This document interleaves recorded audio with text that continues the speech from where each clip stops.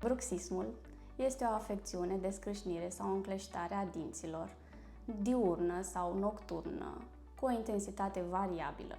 Episoadele pot fi mai intense sau mai puțin intense, pe o perioadă mai lungă de timp. Bruxismul poate să apară atât la tineri cât și la copii, incidența maximă fiind în intervalul de vârstă de 24-35 de ani. Clinic se observă uzură dentară și sensibilitate, dar se poate observa și fractură dentară, pot apărea dureri în articulația temporomandibulară, chiar și modificări ale fizionomiei feței. Principalul factor este stresul psihic, urmat de poziționarea capului în timpul somnului, de alergii, de hipoglicemie, chiar și factori genetici. După cum spuneam, principalul factor este stresul psihic. Astfel, noi recomandăm pacienților ședințele de psihoterapie.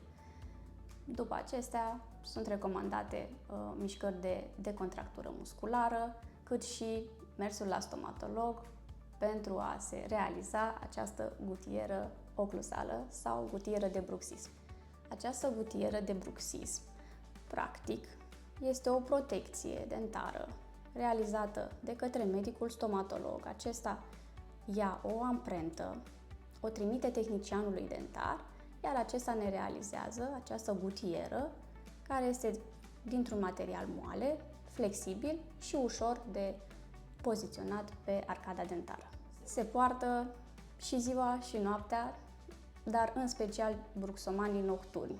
Pentru a o menține curată și pe o perioadă îndelungată, este necesar să o menținem pe timpul zilei într-un recipient adecvat, cu apă și în fiecare zi să punem o pastiluță efervescentă pentru a o igieniza. Este suficient ca aceasta să fie curățată sub jet de apă și pusă în recipient.